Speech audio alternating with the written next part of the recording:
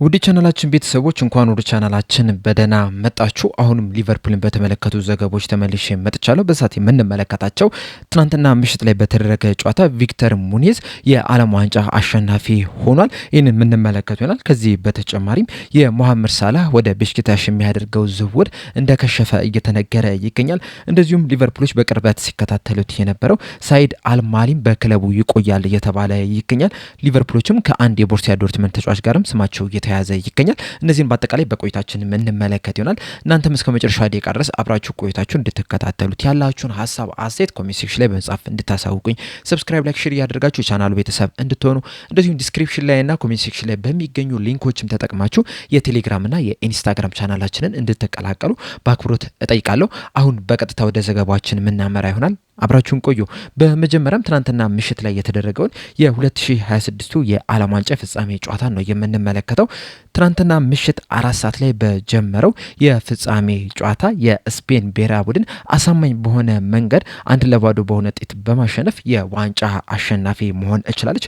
በጨዋታው ላይ እንግዲህ የስፔን ብሔራዊ ቡድን 65% የኳስ ቁጥጥር ማሳየት ችሎ ነበር። 20 ሙከራዎችን አድርጓል። 12 ኢላማቸውን የጠበቁ ሙከራ ማድረግ ችለና ሙሉ ለሙሉ ብልጫ አሳይተው ነው ይህንን ዋንጫ ማሸነፍ የቻሉት። የአርጀንቲና ብሔራዊ ቡድን በአንጻሩ 2 ሙከራዎችን ብቻ ነው ማድረግ የቻሉት። ኢቭን የመጀመሪያው ሙከራ ለማድረግም ጭማሪ ደቂቃዎችን ሳንጨምር 100 ደቂቃ ነው የፈጀባቸውና በጨዋታው ላይ ያን ያህል ጥሩ የሚባል እንቅስቃሴን ማድረግ ሳይችሉ ቀርቷል። የስፔን ብሔራዊ ቡድን በአንጻሩ አሳማኝ በሆነ መንገድ አርጀንቲናን በማሸነፍ በአሜሪካ፣ ካናዳ እንደዚሁ ሜክሲኮ አዘጋጅነት ሲደረግ የነበረውን የ2026ቱን የዓለም ዋንጫ ማሸነፍ ችሏል። ይህም በታሪካቸው ሁለተኛው የዓለም ዋንጫ ሆኖላቸው ተመዝግኗል።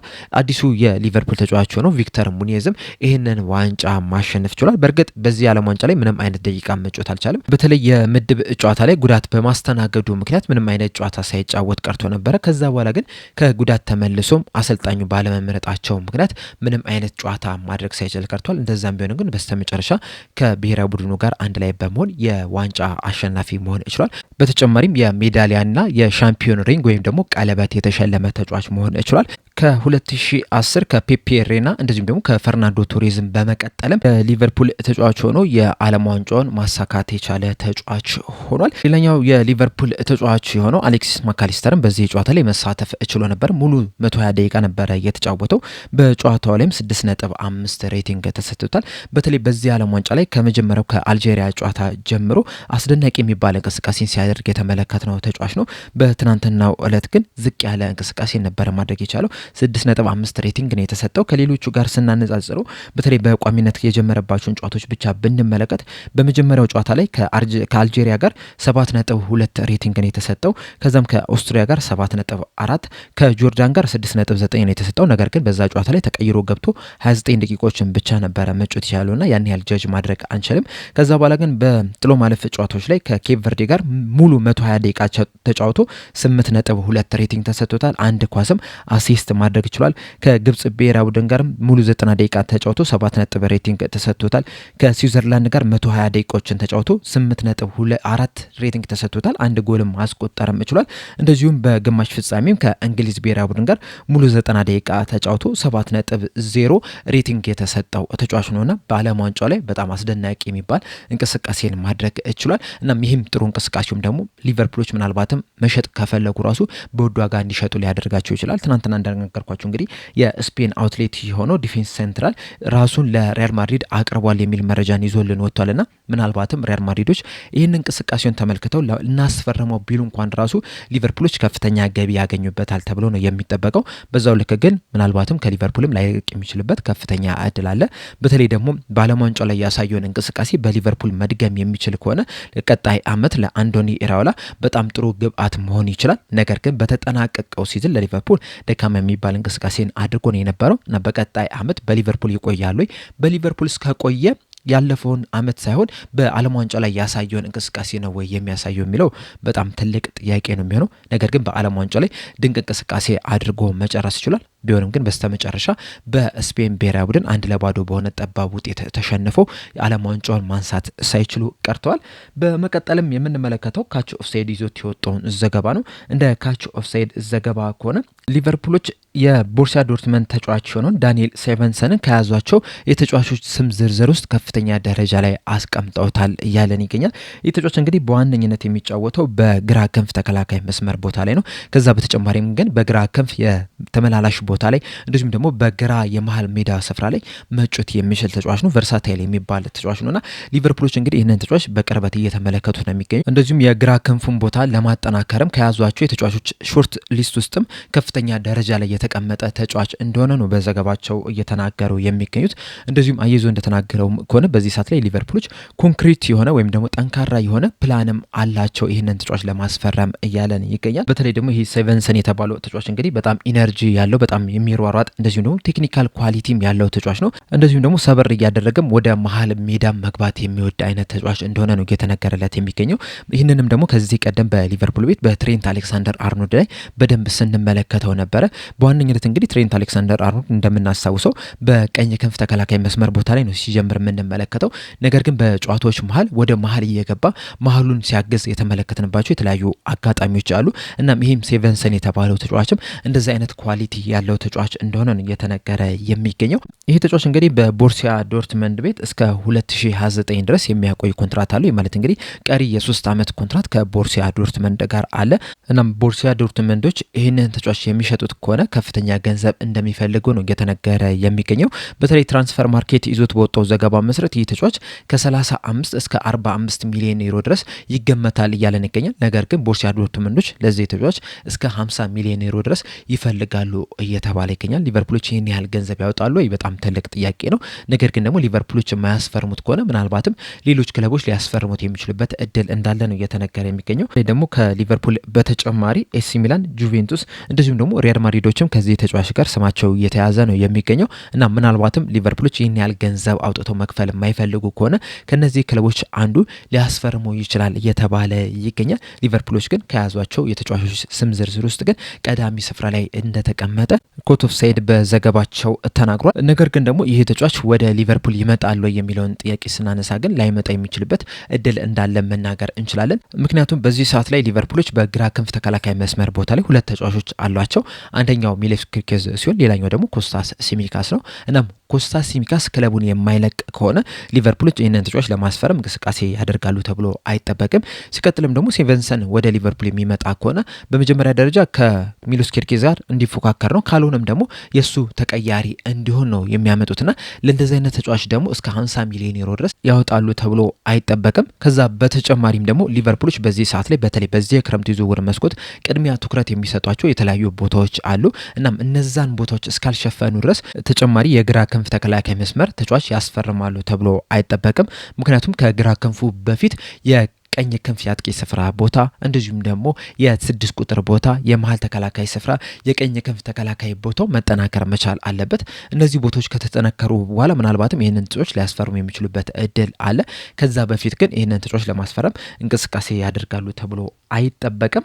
በመቀጠልም ቲምቶክ ይዞት የወጣውን ዘገባ ነው የምንመለከተው። እንደ ቲምቶክ ዘገባ ከሆነ ኤፍሲ ኮሎኞች ሳይድ ኤልማሊ ለቀጣይ የውድድር ዘመን በዛው በክለባቸው እንደሚቆይ ሙሉ ለሙሉ እምነት አላቸው እያለን ይገኛል።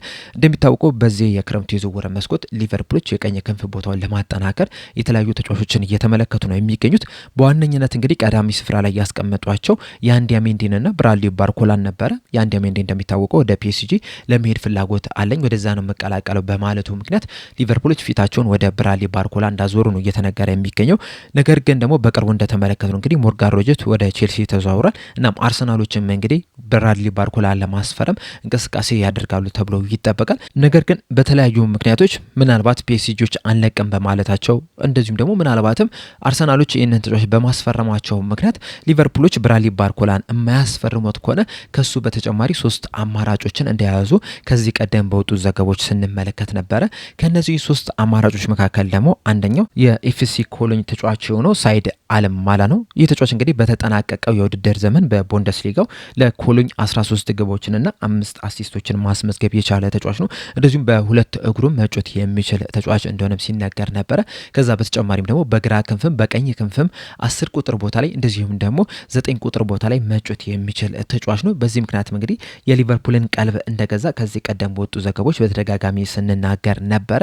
ነገር ግን አሁን ላይ ቲም ቶክ ይዞት በወጣው መረጃ መሰረት ኤፍሲ ኮሎኞች ቢያንስ ለቀጣይ የውድድር ዘመን ለ2026/27 የውድድር ዘመን በዛው በክለባቸው እንደሚቆይ ሙሉ ለሙሉ እምነት አላቸው እያለን ይገኛል። ነገር ግን ትክክለኛው ገንዘብ የሚቀርብላቸው ከሆነ ግን ይህንን ተጫዋች ለመልቀቅ ፈቃደኛ እንደሆኑ ነው የተነገረ የሚገኘው። በትራንስፈር ማርኬት ዘገባ መሰረት ከሆነ ይህ ተጫዋች እንግዲህ 43 ሚሊዮን ፓውንድ ያወጣል እየተባለ ነው የሚገኘው። ምናልባት ሊቨርፑሎች እውነተኛ ፍላጎት እዚህ ተጫዋች ላይ የሚኖራቸው ከሆነ ይህን ያህል ገንዘብ ለመክፈል ይቸገራሉ ተብሎ አይጠበቅም እና ምናልባትም በስተመጨረሻ ሊቨርፑሎች ሊያስፈርሙ የሚችሉበት እድል አለ። ነገር ግን ደግሞ ኤፍሲ ኮሎኞች ብዙ ክለቦች ይህንን ተጫዋች ላይ ፍላጎት ማሳየታቸውን ተከትሎ ከዚህም የበለጠ ገንዘብ ሊጠይቁ የሚችሉበት እድል እንዳለ ነው እየተነገረ የሚገኘው። በተለይ ደግሞ በኤፍሲ ኮሎኝ እስከ 2030 ድረስ የሚያቆይ ኮንትራት አለው። ይህ ማለት እንግዲህ ቀሪ የ4 ዓመት ኮንትራት አለው። ስለዚህ ኤፍሲ ኮሎኞች ናቸው እንግዲህ ሙሉ ለሙሉ እዚህ ተጫዋች ላይ ስልጣን ያላቸው እና ምናልባትም ከዚህ የበለጠ ገንዘብ እንፈልጋለን ቢሉ ሊቨርፑሎች ያንን ገንዘብ ያክፈል ግዴታ ውስጥ ሊገቡ ይችላሉ። ከሊቨርፑል በተጨማሪም ግን ይህንን ተጫዋች ለማስፈረም ኒውካስል ዩናይትዶች፣ ብራይተን፣ ብሬንትፎርድ እንደዚሁም ደግሞ ቦሩሲያ ዶርትሙንዶችም ከፍተኛ ፍላጎት እንዳላቸው ነው እየተነገረ የሚገኘው።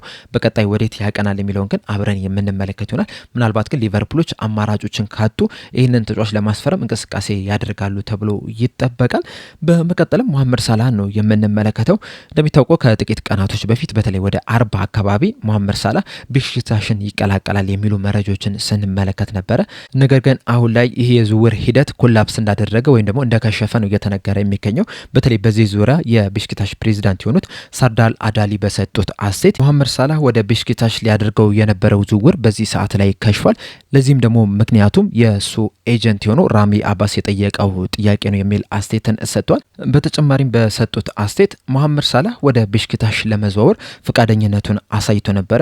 የእሱ ኤጀንትም እኛ ባቀረብነው ጥያቄ ላይም ፖዘቲቭ የሆነ ነገርን ነበረ ሲናገር የነበረው። እንደዚሁም መሐመድ ሳላህም ከኛ ስፖርቲንግ ዳይሬክተር እንደዚሁም ደግሞ ቴክኒካል ዳይሬክተር ጋርም ቁጭ ብለው ተነጋግረው ነበረ፣ ፍቃዱንም አሳይቶ ነበረ። ነገር ግን ይህንን የዝውውር ሂደት በሚዲያ ላይ ከተነገረ በኋላ ወደ ቤሽክታሽ ሊዘዋወር መሆኑ ከተነገረ በኋላ የሱ ኤጀንት የሆነው ራሚ አባስ ከዝውውሩ ሂደት ላይ ከፍተኛ ገንዘብ ነው የጠየቀን፣ ወደ 35% ኮሚሽን ነው የጠየቀን። ይህ ገንዘብ ደግሞ ተቀባይነት የለውም። በየትኛውም ሁኔታ ላይ እንደዚህ አይነት ከፍተኛ የኮሚሽን ፐርሰንቴጅ አክሰፕተብል አይደለም፣ ተቀባይነት የለውም። ይህንንም ጥያቄ እንግዲህ መሐመድ ሳላህ ሙሉ ለሙሉ ያውቋል ብዬ አላስብም። ራሱ የኤጀንቱ ራሚ አባስ ነው የጠየቀው ብዬ ነው የማስበውና ከመሐመድ ሳላህ እውቅና ውጪ ራሚ አባስ ይህንን ጥያቄ ጠይቋል ብዬ እገምታለሁ። እናም ይህንን ደግሞ እኛ ልንቀበለው አልቻለም።